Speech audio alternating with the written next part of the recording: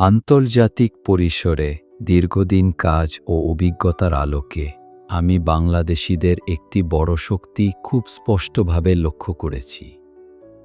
আমরা সাধারণত সহজ সরল, মানুষের প্রতি সহানুভূতিশীল এবং দয়ালু। আমরা খুব সহজে অন্যকে বিশ্বাস করি এবং আন্তরিকভাবে পাশে দাঁড়াতে চাই। এই মানবিক গুণগুলো নিঃসন্দেহে আমাদের বড় সম্পদ। তবে একই সঙ্গে এটিও সত্য যে অতিরিক্ত সরলতা ও আবেগপ্রবণতা অনেক সময় আমাদের দুর্বলতার জায়গা হয়ে দাঁড়ায়।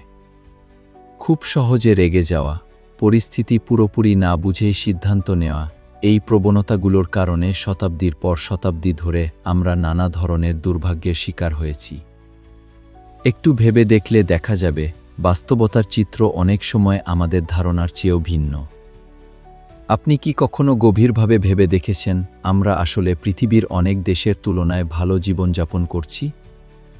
আজকের বাংলাদেশে একজন রিকশা চালক, যাকে আমরা সাধারণভাবে দিন মজুর বলে থাকি, মাসে প্রায় ৩০ থেকে ৪০ হাজার টাকা আয় করতে পারেন।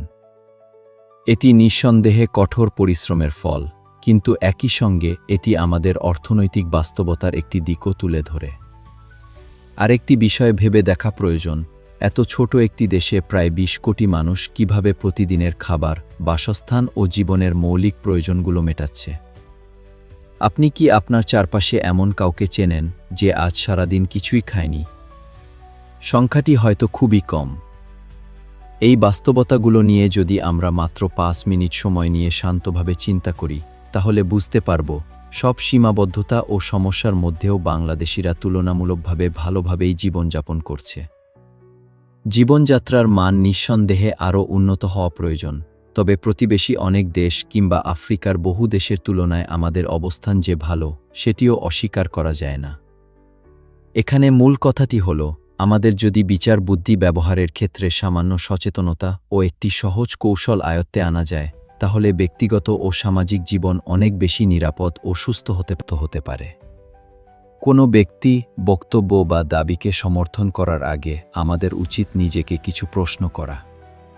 তার প্রকৃত প্রয়োজন কি, তার উদ্দেশ্য কি, এবং এই বিষয়ে আমার অবস্থান থেকে আমি কি লাভ বা ক্ষতির মুখোমুখি হতে পারি। আমি যাকে সমর্থন করছি, সে কি ভবিষ্যতে অন্যদের প্রতি অন্যায় আচরণ করতে পারে, নাকি সে সত্যিই দায়িত্বশীলভাবে কাজ করার সক্ষমতা রাখে? এই প্রশ্নগুলো ভাবা অত্যন্ত জরুরি। এই ধরনের চিন্তাভাবনা কেবল নিজেকে সুরক্ষিত রাখে না, বরং আশপাশের মানুষদেরও নিরাপদ রাখে। এটিই হলো প্রকৃত জনসচেতনতা। কারণ সচেতনতা একা কারো মধ্যে সীমাবদ্ধ থাকে না, এটি ধীরে ধীরে ছড়িয়ে পড়ে। যখন আপনি সচেতন থাকবেন, তখন আপনার পরিবার নিরাপদ থাকবে। পরিবার নিরাপদ থাকলে আপনার এলাকা নিরাপদ হবে। এলাকা নিরাপদ হলে শহর নিরাপদ থাকবে। আর শেষ পর্যন্ত শহর নিরাপদ থাকলেই একটি দেশ সত্যিকার অর্থে নিরাপদ হতে পারে। সচেতনতা তাই কোনো স্লোগান নয়, এটি একটি দায়িত্ব, একটি অভ্যাস এবং একটি দীর্ঘমেয়াদী সামাজিক বিনিয়োগ। দায়িত্বশীল নাগরিক আচরণ মানে কেবল আইন মানা বা নিয়ম মেনে চলা নয়, এটি একটি সচেতন মানসিকতা ও মূল্যবোধের প্রতিফলন। একজন দায়িত্বশীল নাগরিক নিজের অধিকার যেমন জানে, তেমনি নিজের দায়িত্ব সম্পর্কেও সচেতন থাকে। সমাজে বসবাস করার অর্থ হল অন্যের অধিকারকে সম্মান করা, ভিন্ন মতকে সহনশীলভাবে গ্রহণ করা এবং ব্যক্তিগত স্বার্থের পাশাপাশি সামগ্রিক কল্যাণের কথা ভাবা। এই ভারসাম্য বজায় রাখাই দায়িত্বশীল আচরণের মূল ভিত্তি। দায়িত্বশীল নাগরিক আচরণের আরেকটি গুরুত্বপূর্ণ দিক হল সচেতন অংশগ্রহণ। সমাজের সমস্যা, পরিবর্তন ও সিদ্ধান্ত নিয়ে আগ্রহ থাকা, তথ্য যাচাই করে মত প্রকাশ করা এবং গুজব বা ভ্রান্ত তথ্য ছড়ানো থেকে বিরত থাকা এই আচরণের অংশ। দায়িত্বশীল নাগরিক আবেগের বশে নয়, যুক্তি ও বিবেচনার মাধ্যমে নিজের অবস্থান তৈরি করে। একই সঙ্গে অন্যের মতের সঙ্গে একমত না হলেও শান্ত ও সম্মানজনক ভাষায় কথা বলার চর্চা করে।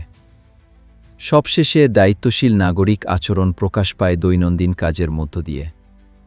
সামাজিক মাধ্যমে সংযত ব্যবহার, সহিংসতা বা ঘৃণাকে উৎসাহ না দেওয়া, দুর্বল বা ভিন্ন অবস্থানে থাকা মানুষের প্রতি সহানুভূতিশীল হওয়া, এসব ছোট ছোট আচরণই একটি সুস্থ সমাজ গড়ে তোলে।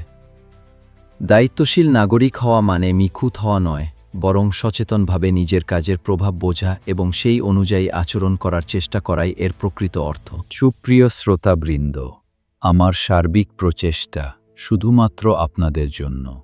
আপনাদের সকলকে আমার আন্তরিক শুভেচ্ছা এবং শুভকামনা নিয়ে আজকের মতো এখানেই শেষ করছি। ধন্যবাদ।